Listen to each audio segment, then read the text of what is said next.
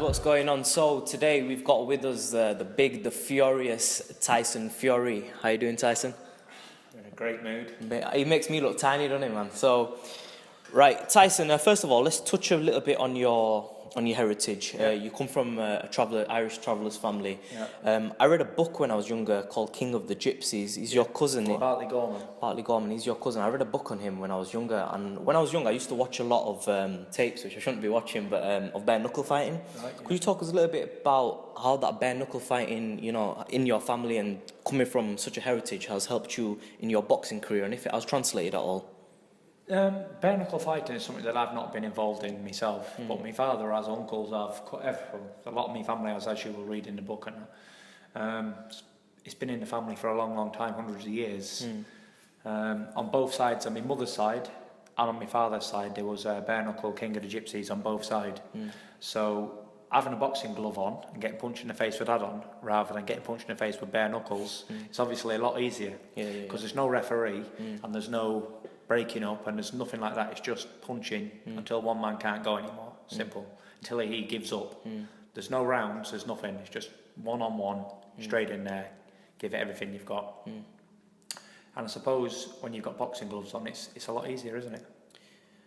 Yeah, well, I'd like to think so. Well, I've never really... You've never had a bare knuckle fight ever? Never had no bare knuckle fights. I was going to ask you, next question was actually, have you ever had a bare knuckle fight? So you've never been involved in a bare knuckle fight? Never been punched in the face with no gloves on. But there's always a first time for anything. So if anybody out there think they've got a big enough set of balls to punch me in the face, come and try. Thank you very much.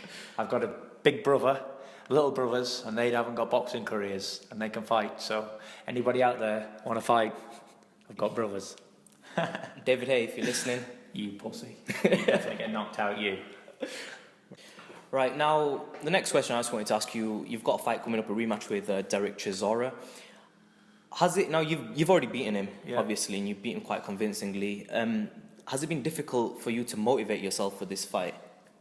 It has and it hasn't. It's difficult to get motivated for somebody you've already beat, because it's people expect you to beat him easy quite again. There was a poll recently in a Boxing Monthly and they asked 10 different boxing people involved in boxing and everyone said that I beat him. So it was a 10-0 decision. So everyone expects me to beat him, so the pressure's on for me to put on a good job, Derek Chisora's coming in this time, stronger, fitter, more experienced, so he's going to be a tougher fighter than he was last time. He's been at that world title level, although he's lost to all these good fighters. He's still been in there and he's had the experience. So I'm anticipating a bit tougher fight, but a knockout this time for sure. Should you get past Derek Chisora, who are you looking at next? I mean, there's a bunch of fighters out there. There's Deontay Wilder, there's Chris Arreola, there's the Klitschko's as well. Now, this is an eliminated fight. Who will you be looking at straight after this fight? Well, after this fight, I'll be mandatory for Klitschko. I'll be number 1 ranked by the WBO mandatory. So, but that don't mean anything because he could keep me 2 or 3 years waiting before I even get a title shot. So I ain't going to wait around for Klitschko. Yeah, for sure. I want to get some big fights. So the next person I'm trying to hunt down after I beat Derek Chisora, if I don't get the title shot straight away, is Deontay Wilder. Now that's the fight everyone wants to see, including myself. Big puncher from the USA, knocked 31 victims out in a row. But he hasn't fought somebody like me before. And I'll hit him back and see how he deals with that. I predict I'd knock him out inside 5 rounds. For sure. Now, what do you think of... I was going to ask you, what do you think of Deontay Wilder as a fighter? Now, he has knocked out, quite a number of fighters in devastating fashion. I met Deontay Wilder. He's a big lad such as yourself as well. You're both tall, you both got reach. What do you think of him, truthfully? Obviously, you've got a bit of that rivalry, but taking a step back as a boxer and more as an analyst, what do you think of him as a boxer? I think he's a limited boxer, limited amount of experience, although he's had 31 fights. Knocking people out doesn't really give you the right experience, but then again, nobody's been good enough to go the distance with him, so you've got to respect somebody with that right hand. Listen, if he hits you with that right hand with 10-ounce gloves on, you're knocked out, simple, or you're in serious trouble. So the best thing is how do you beat somebody like that? In my opinion, is meet him fire with fire and hit him first. Test his chin. I believe, with my background of fighting outside, bred in me for hundreds of years, he hasn't got a chance. It'd be like letting a pit bull loose on a Labrador. No chance. Although he's a good fighting Labrador and he's beat a couple of other Labradors, he's no fight to a pit bull. For sure. And that's what I am. I'm a heavyweight pit bull. I've never seen him been hit. But, you know, he will be hit sooner or later. You know, if he fights Main Stavern, he'll definitely get hit. And let's see what he's like against a really world-class fighter, because he hasn't really fought anybody of any calibre. But then again, Audley Harrison and Malik Scott, Furfer, he's fought a few decent men, banged them all out, so we'll see. Now, you've got, obviously, tons of haters out there. Yeah. And a criticism that comes up is about your knockdown to Cunningham. You got up and you won the fight. What do you have to say to people who say Tyson Fury can't take a punch, and if he was to jump in there with someone like David Haye, he won't be able to hold the shot? Yeah. What do you have to say to them? Probably right. They're probably right. You know, this is boxing, and I'm a realist. You know, you get it on the chin, you go over. Simple. I got up and I won. That's all that counts. And listen, if you get hit off anybody, never mind David Haye's a shithouse, so he ain't gonna hit nobody. A shithouse don't hit nobody because he's a shithouse. Now, if David Haye, if he could land a shot, then it would be good night Vienna. But he hasn't got a bollocks to try, has he? So when you're a shithouse like David Haye, you're a pussy. And you're going nowhere. So he might have had that big punch and he might have landed it, but we'll never find out because he's a shithouse. Simple. For sure. Faggot, pussy, is what David Haye is. Okay, right now, also, I've been following you quite a lot on Twitter. I've come to your gym today, and I've seen that you look up to a lot of old school fighters, Jack Dempsey, you look up to Archie Moore, you look up to Muhammad Ali, all the old school fighters you tend to look up to. What have you taken from them in terms of not just boxing training, but in terms of strength and conditioning as well, and other things that you do? Do you do old school training, or is it just mainly? We don't really do much old school training, but I am an old school fighter. When I spar, I don't have head guards on, balls protectors, nothing. I just get in there, nothing, just me mouthpiece in, that's it. And I spar 10, 12, 14 rounds, one fighter in, one fighter out. That's how I roll that way, but, you know, I don't really lift logs and all that sort of stuff. We've got weights here to do, and there's no need to. Back in the day, they didn't have the equipment we have now, so it's pointless.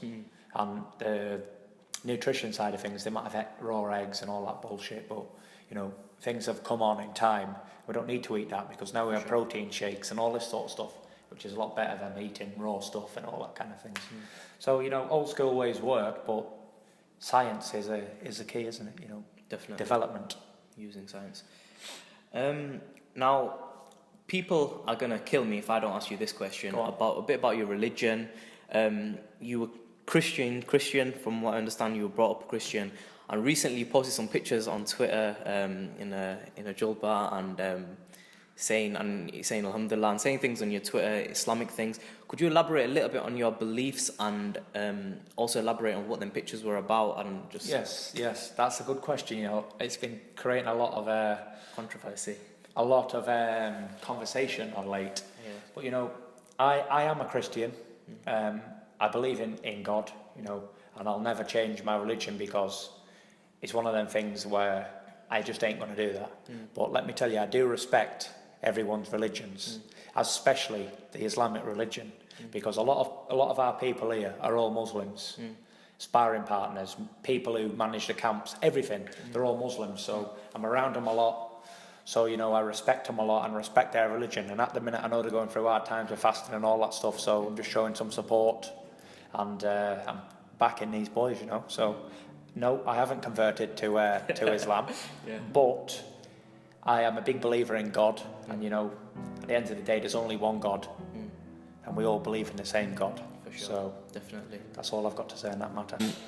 There's been a lot of controversy on Twitter about the situation going on. I don't know if you know about what's going on in Gaza with Israel, and a lot of Muslims have died over the world, and Muslims in general have been going through a hard time over the world. What's your opinion on this?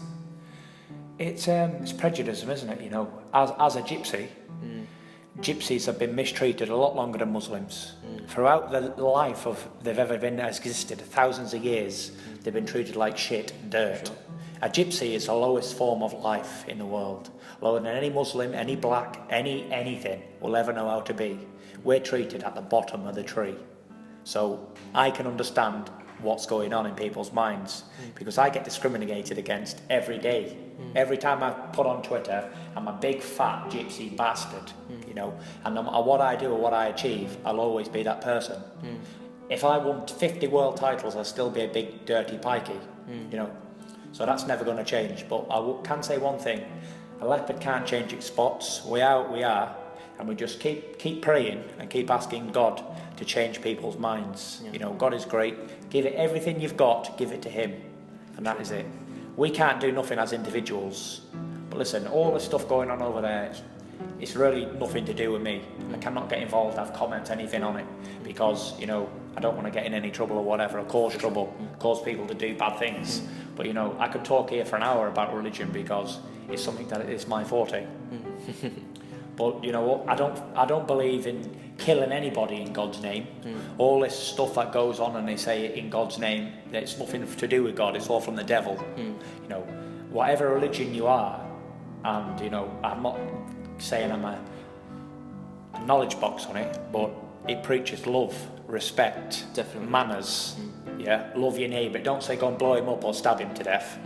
No, that's the devil getting in here, turning the words, making people who don't know about religion, they think, you ask random people, what do you think about Muslims? Well, they blow people up and they're this and they're that. It's because they don't understand anything about it. They just hear what they see in the papers and on the press. You know, but at the end of the day, everyone deserves a chance to show what they're really about, you know. And I do believe that the Muslim people, especially in the UK and in like America and Canada, that they have a lot of respect. People, a lot of opinions have changed. You know, it's not just he does this or he does that. You go with the well-respected, there's a lot of businessmen around, doctors, lawyers, whatever they are, the top of the tree, there's Muslim people involved. You don't see any gypsies as lawyers or doctors or scientists, do we? We don't own any planes or anything, so, you know, it's one of them. We need to start making amends, because I don't know what's going to happen. We're going to be extinct like the dodos in a few years, I tell you. We're all one man, so you've got to stay united, yeah? United, that's what it's all about, that red shirt. Big shout out to Be Real TV. Realest questions I've had all week.